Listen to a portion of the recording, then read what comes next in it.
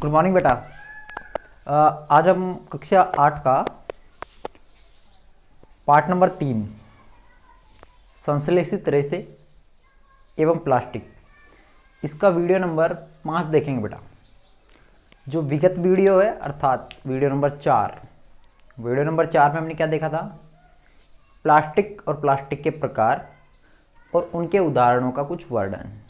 ठीक है, तो आप लोग पिछली वीडियो को देख के और फिर आगे बढ़ो, उससे आपको अच्छे से समझ में आएगा। ठीक है, क्योंकि जो पिछली वीडियो है वो एकदम दिमाग में फिट हो जाएगी, तो आगे आपको क्या है प्लास्टिक के बारे में और भी जो मैं पर्यावरण संबंधी चीज़ें बताऊंगा वो क्लियर होती जाएंगी। ठीक है, कि क्यों मैं ऐसी चीज़ें बोल रहा हूँ।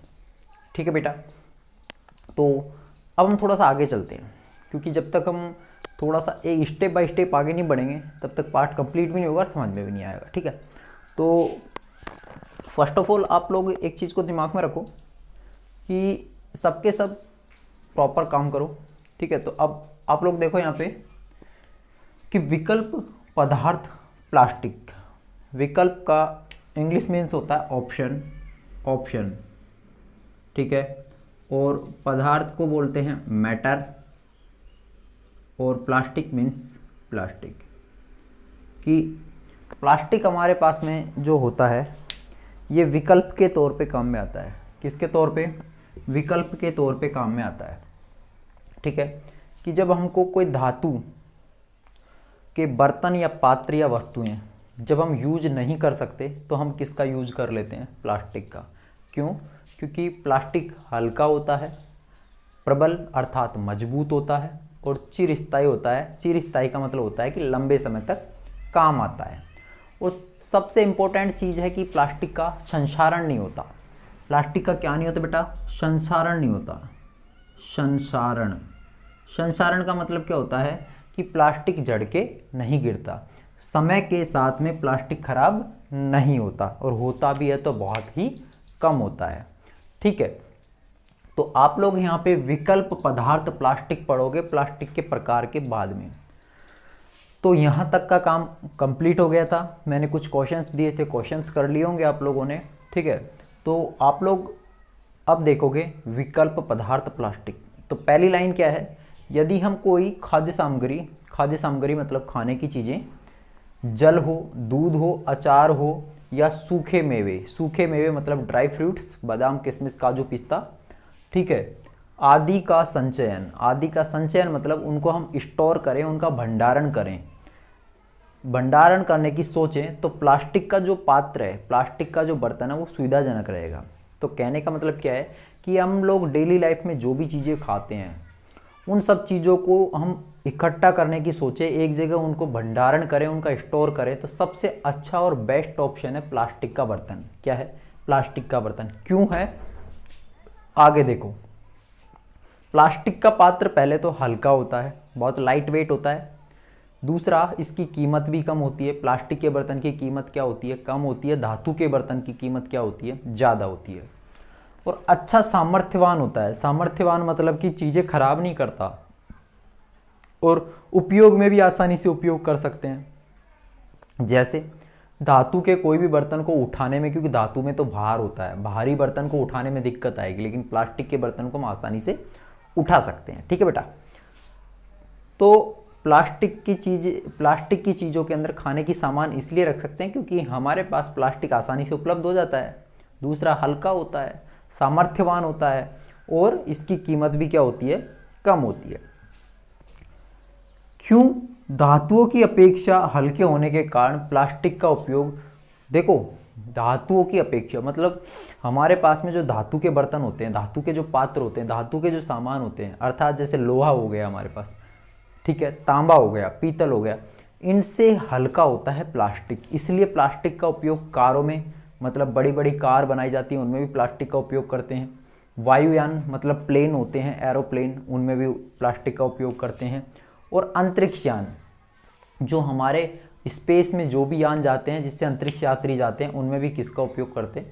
प्लास्टिक का उपयोग करते हैं। ठीक है, तो आप लोगों को दिमाग में रखना है प्लास्टिक क्या है, हमारे पास हल्का है, सामर्थ्यवान है, और लंबे समय तक चलता है और आसानी से इसका उपयोग कर सकते हैं। इसलिए प्लास्टिक का उपयोग कार बनाने में, अंतरिक्ष यान और वायुयान बनाने में किया जाता है। अब कुछ इंपॉर्टेंट प्लास्टिक के गुण हैं। प्लास्टिक का पहला गुण है कि प्लास्टिक अनअभिक्रियाशील है। पहला गुण क्या है प्लास्टिक का, कि प्लास्टिक अनअभिक्रियाशील है। ये आपसे कोई पूछ सकता है कि प्लास्टिक के गुण बताइए, तो पहला प्लास्टिक का गुण है कि प्लास्टिक अनअभिक्रियाशील है, मतलब प्लास्टिक वायु और जल के साथ में क्रिया नहीं करता है। प्लास्टिक किसके साथ में क्रिया नहीं करता बेटा, वायु और जल, इसके साथ में प्लास्टिक क्रिया नहीं करता है।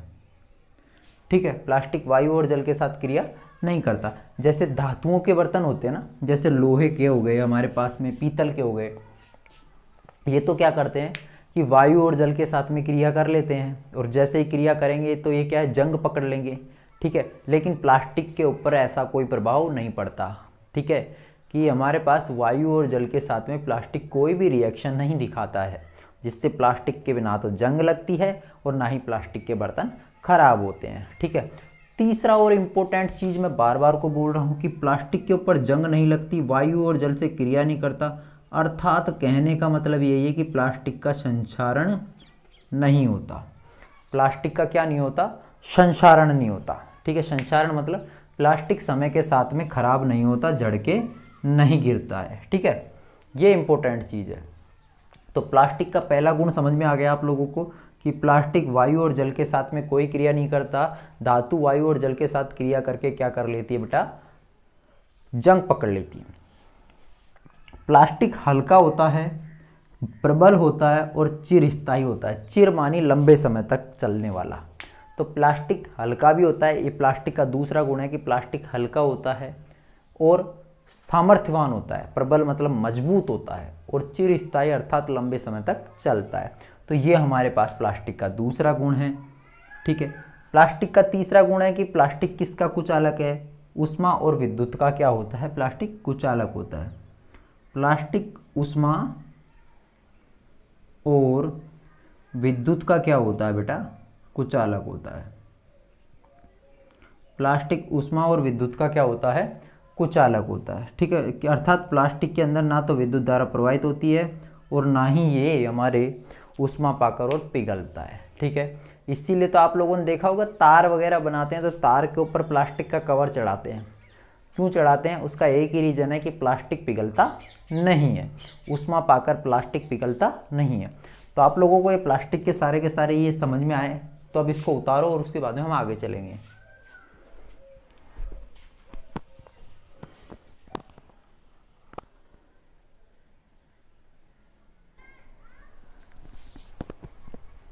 हाँ तो बेटा वो सब हमने पढ़ लिया कि प्लास्टिक के गुण क्या क्या हैं। वो सब पढ़ने के बाद में हम लोग चलेंगे कि प्लास्टिक और पर्यावरण के बीच में ऐसा क्या समझौता है कि प्लास्टिक या तो पर्यावरण को प्रदूषित करता है या प्लास्टिक पर्यावरण को प्रदूषित नहीं करता है। ठीक है, तो इस पर्यावरण को प्रदूषित करता है तो फिर पर्यावरण को प्रदूषित होने से बचाया कैसे जा सकता है, क्योंकि पॉलीथीन भी एक तरह का क्या है, प्लास्टिक ही है, और प्लास्टिक पर्यावरण को प्रदूषित करता है। क्यों भैया, हल्का है, सामर्थ्यवान है, सस्ता है। अरे इन सब चीज़ों से हमको क्या मतलब है, हमको पर्यावरण भी तो सुरक्षित रहना चाहिए।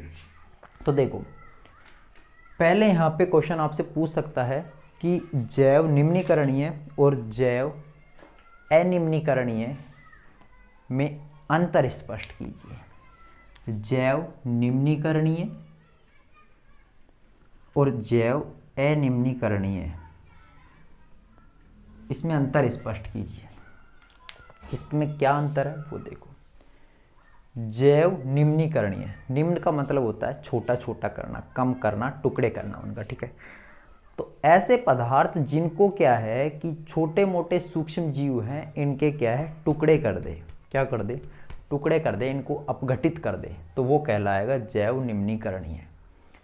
पदार्थ जो प्राकृतिक प्रक्रिया द्वारा अर्थात कोई भी जीवाणु द्वारा अपघटित हो जाए तो वो कहलाएंगे जैव निम्नीकरणीय पदार्थ। सिंपल सी बात याद रखनी है कि ऐसे पदार्थ जिनको सूक्ष्म जीव क्या करें, तोड़ दे और मिक्स कर दे धरती में, मिट्टी में क्या कर दे, मिक्स कर दे, जैव निम्नीकरणीय पदार्थ कहलाएंगे। लेकिन बेटा जैव अनिम्नीकरणीय क्या कहलाएंगे, ऐसे पदार्थ जिनको प्राकृतिक प्रक्रिया द्वारा अर्थात जीवाणुओं के द्वारा तोड़ा या अपघटित किया नहीं जा सकता, तो वो कहलाएंगे जैव अनिम्नीकरणीय पदार्थ।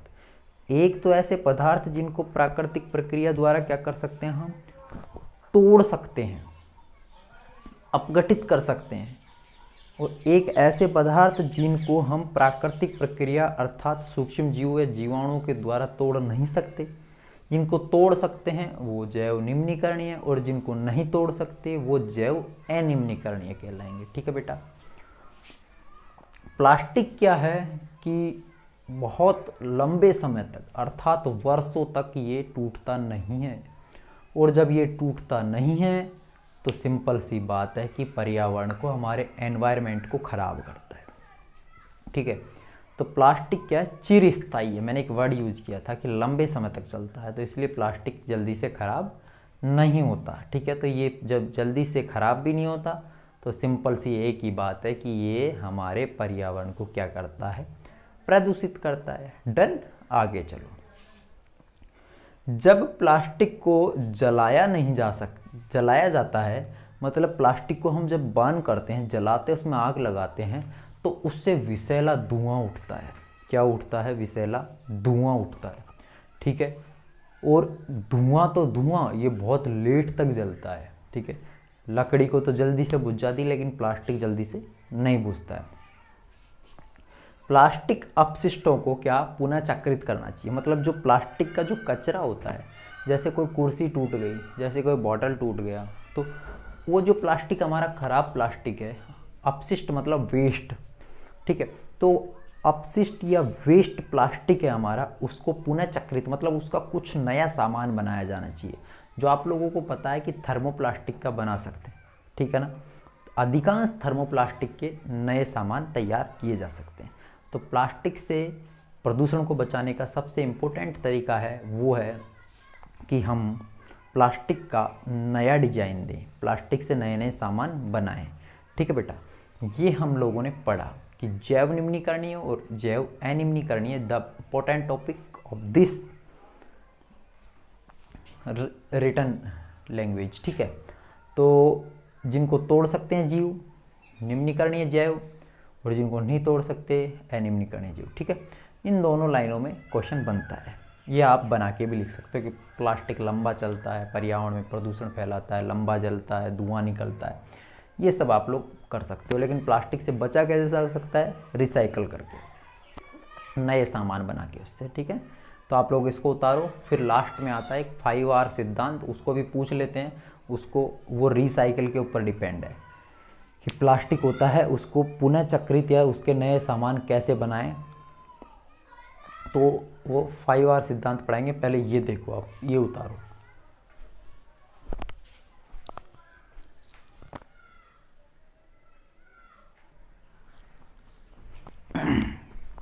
हाँ तो बेटा, अब हम लोग चलेंगे 4R सिद्धांत की ओर। तो इससे पहले थोड़ा सा समझो कि 4R सिद्धांत का नाम 4R क्यों रखा।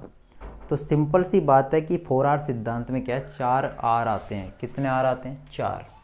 देख लो आप, 1 2 3 4, मतलब शुरुआती वर्ड में ही क्या आता है, R आता है। तो मतलब ये 4R वाला सिद्धांत, और ये 4R हमको क्या क्या बताते हैं वो हम यहाँ देखेंगे।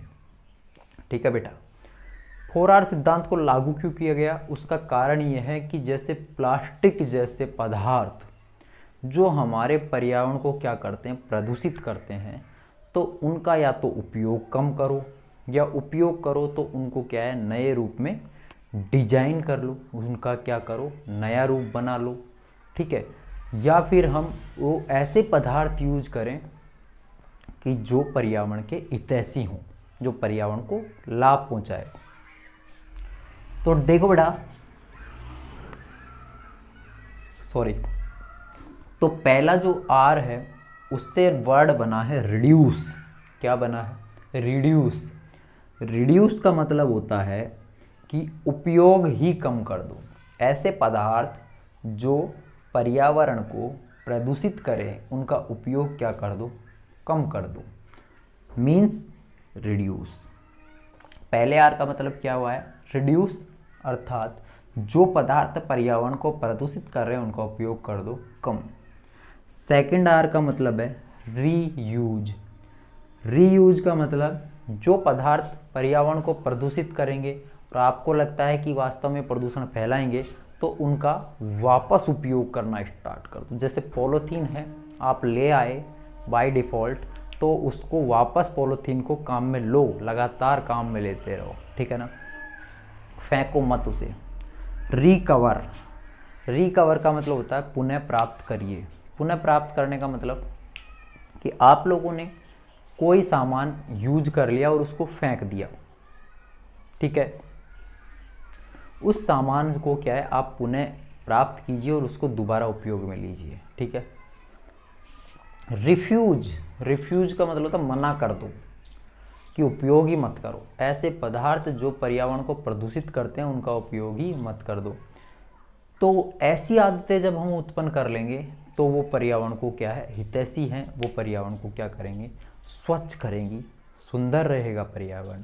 और महात्मा गांधी जी ने एक बात कही थी कि स्वच्छ पर्यावरण में ही ईश्वर या ईश्वर की आत्मा निवास करती है। बेटा ये 4 आर हैं, रिड्यूस, रीयूज, रिकवर और रिफ्यूज, ये चारों के चारों आर हैं। ये पर्यावरण में प्रदूषित होने या पर्यावरण को प्रदूषण से बचाने के लिए ये सिद्धांत बनाए गए हैं। काफ़ी अच्छे सिद्धांत हैं, ठीक है। आप लोग ये बोर्ड के हिसाब से इम्पोर्टेंट है बेटा, ये बोर्ड के हिसाब से मोस्ट इम्पोर्टेंट है। एक जैव निम्नीकरणीय और अनिम्नीकरणीय, इस पार्ट से इम्पोर्टेंट है वो है रेयन और नायलॉन। इस पार्ट से जो इम्पोर्टेंट है वो बता देता हूँ, रेयन और नायलॉन। सेकंड हमारे पास में इस पार्ट से प्लास्टिक और प्लास्टिक के प्रकार, प्लास्टिक और टाइप्स ऑफ प्लास्टिक, जो थर्मोसेटिंग और थर्मोस प्लास्टिक के बारे में पढ़ा था। इसके बाद में आप लोगों के लास्ट में जो है ये हमारे पास में जैव निम्नीकरणीय और अनिम्नीकरणीय, और लास्ट में आता है वो आता है 4R मेथड। इस पार्ट से ये इम्पोर्टेंट है, इनको आप लोग ढंग से देख लेना, ठीक है। हमने ये पार्ट कंप्लीट करा दिया है। अब इसके बचे हैं क्वेश्चन आंसर और क्वेश्चन आंसर हम अगली वीडियो में कंप्लीट करा देंगे। मतलब 6 वीडियो एक पार्ट कंप्लीट हो जाएगा। अब मतलब सिंपल सी बात है कि आपके पूरे चैप्टर कितने हो गए, यूनिट 3 तक कंप्लीट हो गई आपकी। तीनों यूनिट्स को आप ढंग से देखो, पढ़ो और उसका होमवर्क भी कंप्लीट करो। और यदि वीडियो अच्छी लगती है तो बेटा वीडियो को लाइक करो, शेयर करो और चैनल को सब्सक्राइब करो, ठीक है। और यदि आपको होम ट्यूशन की रिक्वायरमेंट है तो आप लोग ये नंबर रखे हुए हैं, इन पे कॉल कीजिए, ठीक है। और होम ट्यूशन आपके लिए अवेलेबल है जब भी आप कॉल करोगे, ठीक है। अब हम अगली वीडियो में मिलेंगे, तब तक के लिए धन्यवाद।